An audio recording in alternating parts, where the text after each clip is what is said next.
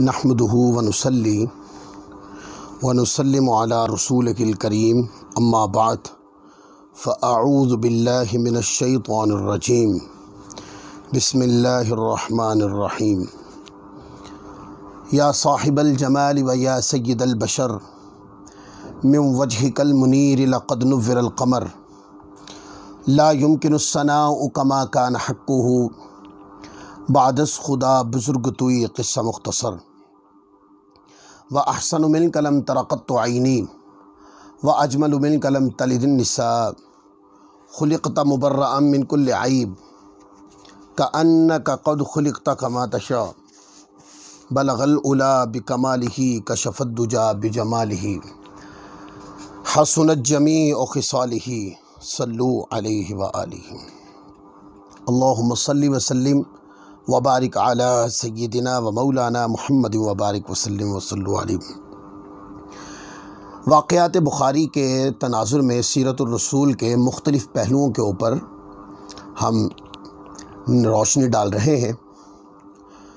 آج آقا علیہ الصلوۃ والسلام کی سیرت طیبہ سے نماز کی چاہت کا پہلو، اس کے اوپر گفتگو کرتے ہیں۔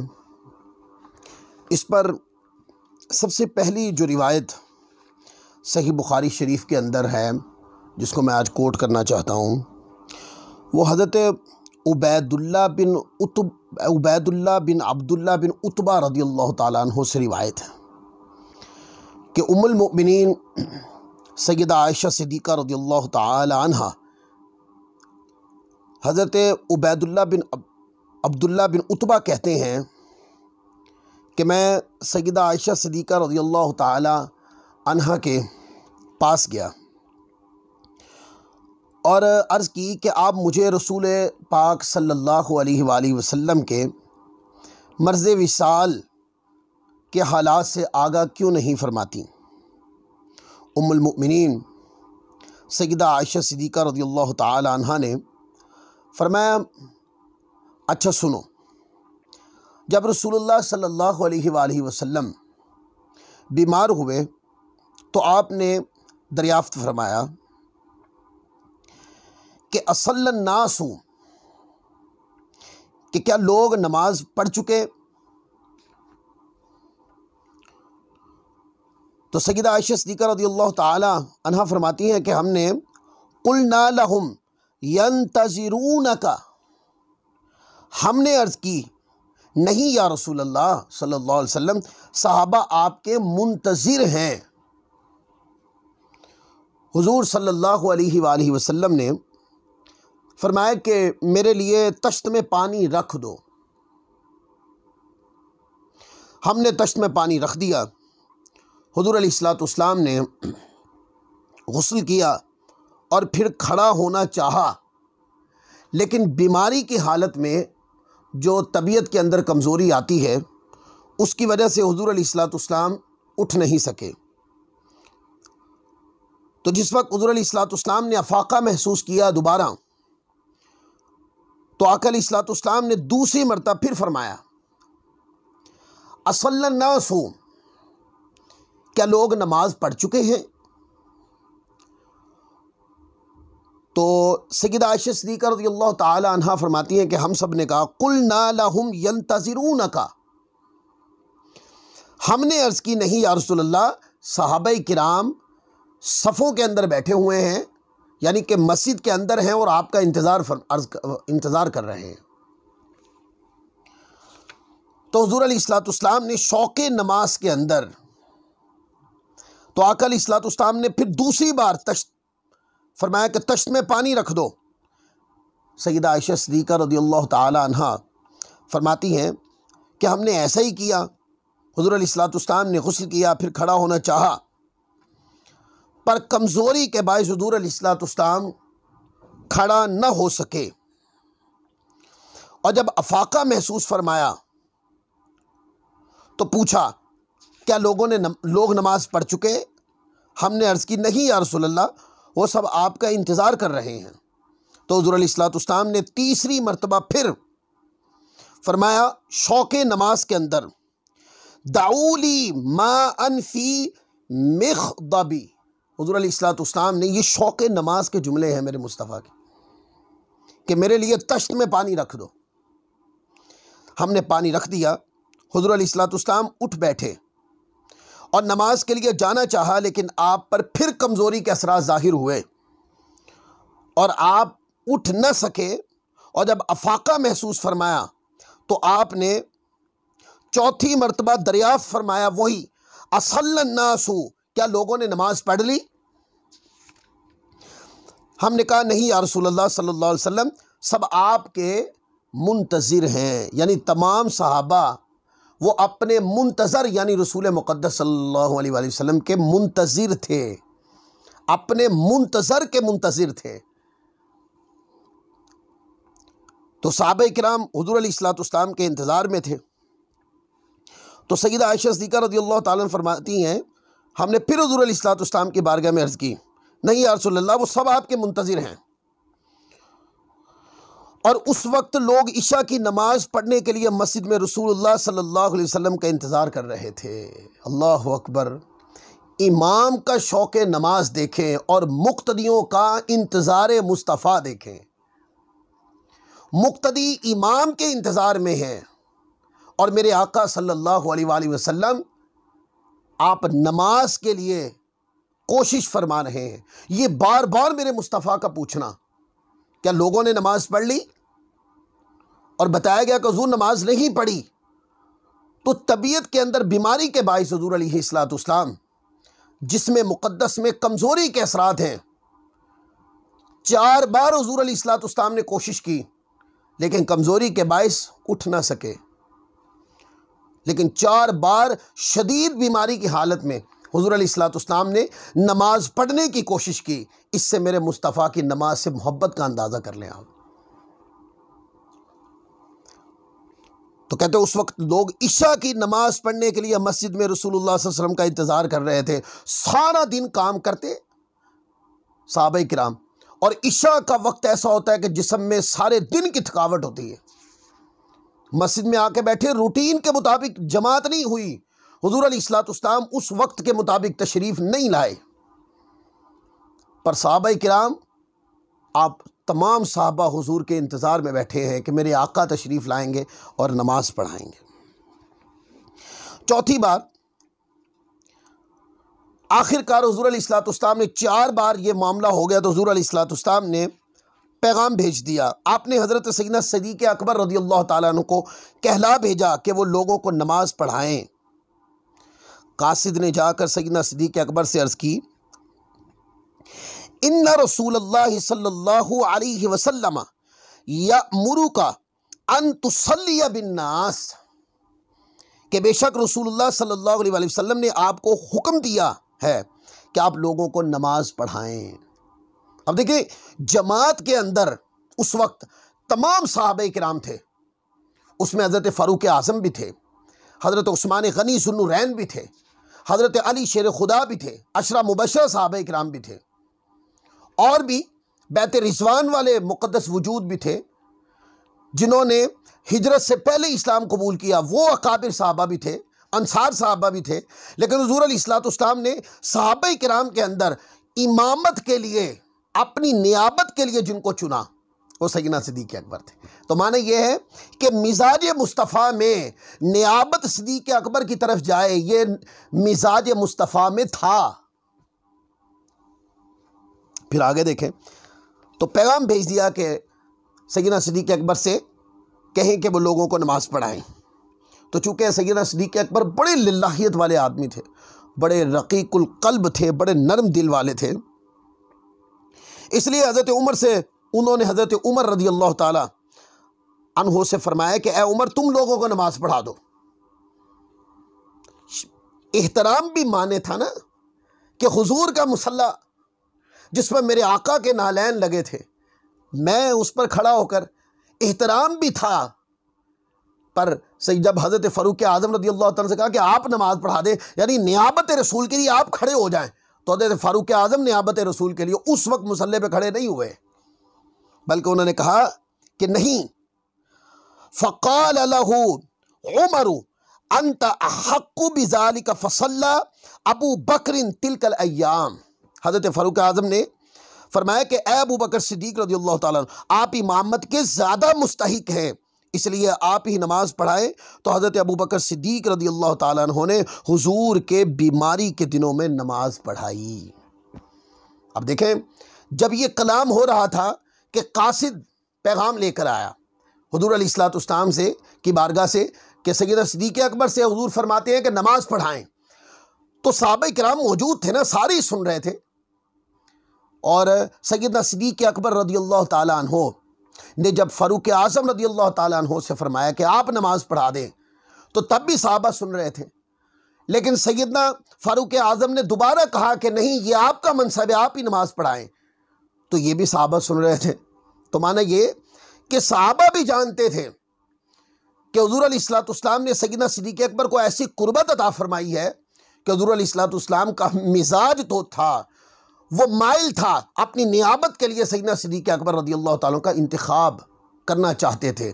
اس لیے حضور علیہ الصلوۃ والسلام کسی جگہ فیصلہ کرنے کے لیے جاتے تو سیدنا صدیق اکبر کو ساتھ لے جاتے، اور اگر پیچھے نماز پڑھانے کا مسئلہ ہوتا تو حضور کسی اور صحابی رضی اللہ تعالیٰ کے ساتھ جاتے تو ان کے پیچھے نماز سیدنا صدیق اکبر پڑھاتے۔ حضور علیہ الصلوۃ والسلام کی موجودگی میں مصلی جائے نماز پر آقا علیہ الصلوۃ والسلام کی موجودگی کے اندر، یعنی حضور علیہ الصلوۃ والسلام آپ ظاہری حیات تھی میرے آقا کی، تو صحابہ اکرام کو سیدنا صدیق اکبر نماز پڑھایا کرتے تھے۔ تو حضور علیہ الصلوۃ والسلام نے اپنی نیابت تو سیدنا صدیق اکبر کو سونپ دی تھی۔ اب اس حدیث پاک کو، جس کو امام بخاری نے جلد اول صفحہ نمبر 95 کتاب الاذان کے اندر روایت کیا ہے، حدیث ہے 687 نمبر حدیث ہے۔ اس سے ایک تو یہ پتہ چلا کہ میرے مصطفیٰ کی جذبہ نماز حضور کا کیسا تھا، لہذا حضور کی سیرت طیبہ سے نماز کے جذبات اور نماز کی تڑپ کو سیکھیے۔ اور اس حدیث پاک سے دوسرا یہ پتہ چلا کہ صحابہ کرام کو حضور علیہ الصلوۃ والسلام نماز کے اندر، مسجد کے اندر صرف نماز کا ہی انتظار نہیں ہوتا تھا، بلکہ جلوہ والضحیٰ کا بھی انتظار میں رہتے تھے۔ تیسری بات یہ ملی کہ حضور علیہ الصلوۃ والسلام نے حکماً فرمایا، پیغام بھیجا سیدنا صدیق اکبر کو کہ آپ میرے نائب کے طور پہ مصلی پہ کھڑے ہو جائیں اور لوگوں کو نماز پڑھائیں۔ یہ تین باتیں اس حدیث پاک سے ثابت ہوئی۔ یہ واقعہ صحیح بخاری شریف کے اندر آیا ہے۔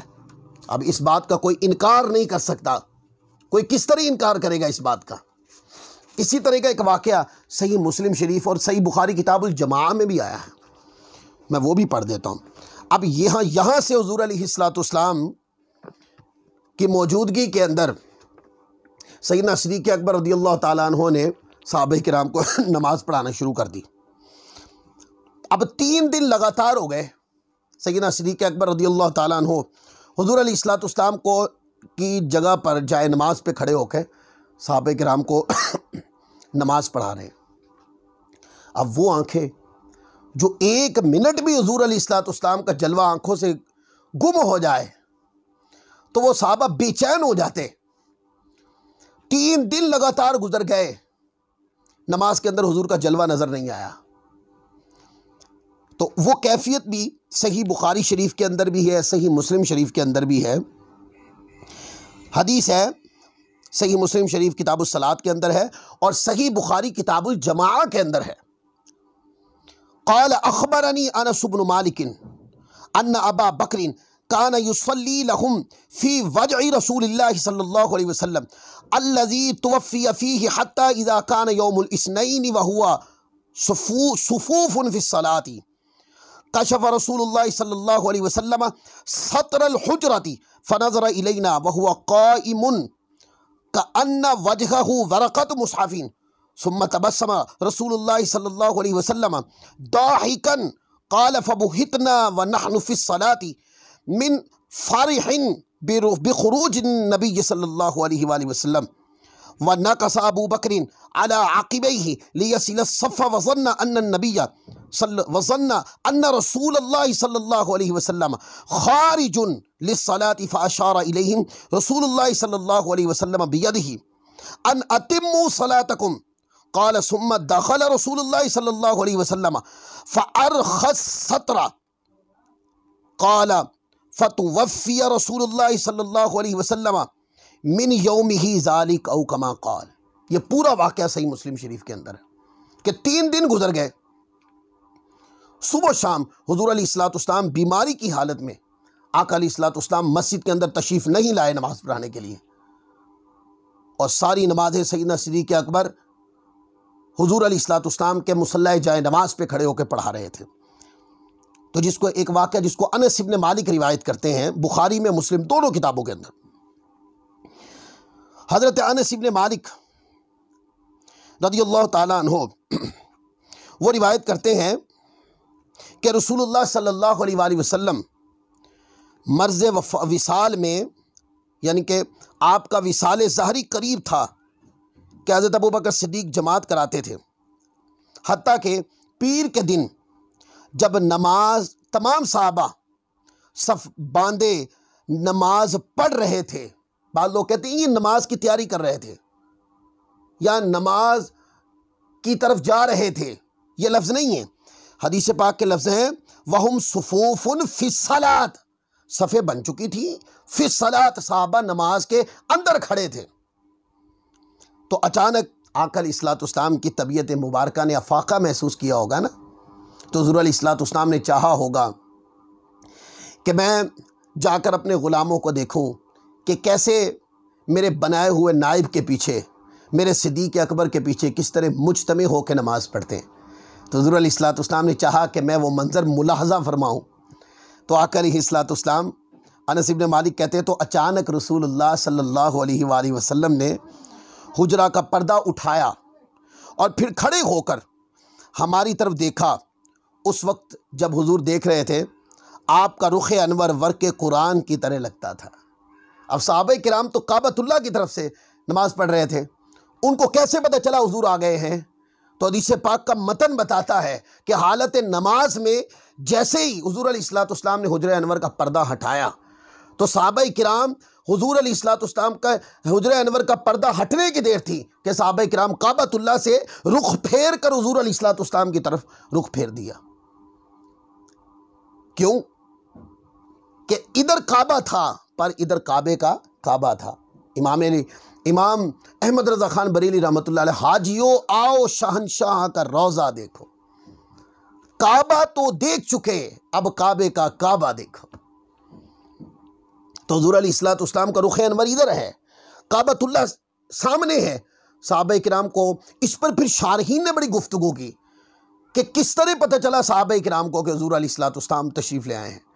وہ کہنے لگے، بعض شارحین نے کہا یہاں تو پردہ ہٹنے کی آواز تھی کہ صحابہ کرام کو پتہ چلا حضور آ گئے ہیں، یا پتہ بعض شارحین نے کیا فرمایا کہ جیسے ہی پردہ ہٹا نورانیت مصطفیٰ کے جلوے مسجد کے اندر پھیل گئے تو صحابہ سمجھ گئے کہ حضور علیہ الصلوۃ والسلام تشریف لے آئے ہیں۔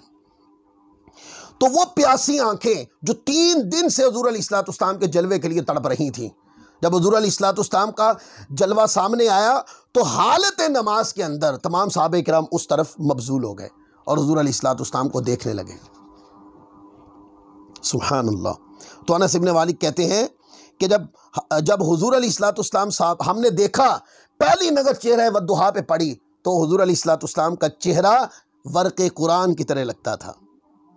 حضرت انس ابن مالک کہتے ہیں کہ رسول اللہ صلی اللہ علیہ وسلم کی تشریف آوری اور زیارت سے نماز کی حالت میں ہم خوشی سے دیوانے ہو گئے، اور حضرت ابوبکر صدیق اس گمان سے کہ رسول اللہ صلی اللہ علیہ وسلم نماز کے لیے تشریف لا رہے ہیں پیچھے ہٹ کر صف میں ملنے لگے۔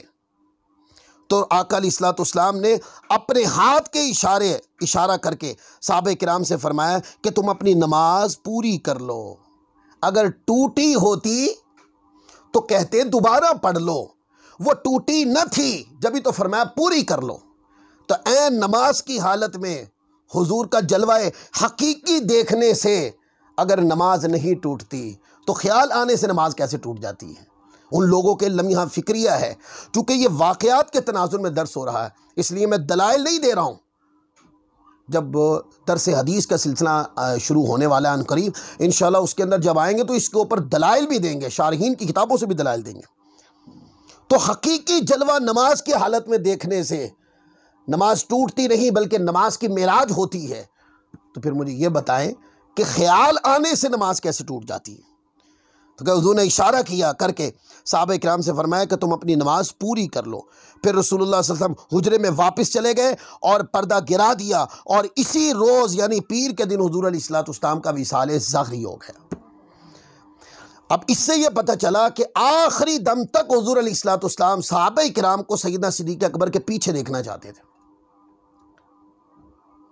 مصلی کے اوپر اپنی نیابت کے اوپر سیدنا صدیق اکبر کو حضور علیہ السلام نے خود کھڑا کیا، اور جس دن حضور علیہ السلام کا وصال پاک ہوا، ظاہری وصال پاک ہوا، اس دن بھی حضور علیہ السلام وہ منظر ملاحظہ کرنے آئے۔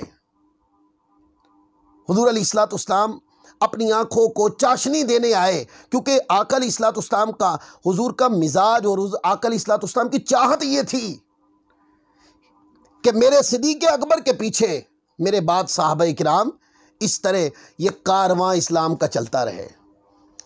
تو اس سے حضور علیہ السلام کی صحابہ کرام کے لیے محبت کا پتہ بھی چلا، اور یہ بھی پتہ چلا کہ حضور علیہ السلام کو سیدنا صدیق اکبر کی کہ وہ نائب ہوں میرے آقا علیہ السلام کے، اس انداز سے کہ خود کھڑا کیا، پھر دیکھنے تشریف لائے۔ 3 دن تک حضور کی موجودگی کے اندر سیدنا صدیق اکبر نماز پڑھا رہے تھے۔ منشاء مصطفیٰ تھا کہ سیدنا صدیق اکبر کو حضور علیہ السلام نے اشارتاً اپنی نیابت عطا فرما دی تھی۔ تو آج کا درس اسی مقام پہ ختم کرتے ہیں۔ آج کے درس سے جو سیکھا سمجھا وہ یہ ہے کہ حضور علیہ السلام کی سیرت طیبہ ہمیں نماز سے محبت سکھاتی ہے، اور جماعت کے ساتھ نماز پڑھنے سے محبت سکھاتی ہے۔ انشاءاللہ عز و جل اگلے درس کے ساتھ پھر حاضر ہوں گے۔ اللہ تبارک و تعالی عز و جل، یہ جو حدیث میں نے پڑھی ہے یہ کتاب الصلاۃ صحیح مسلم میں ہے، اور کتاب الجماعہ صحیح بخاری شریف کے اندر بھی ہے۔ اللہ تعالیٰ آپ کی اور میری بے حساب مغفرت فرمائے۔ وما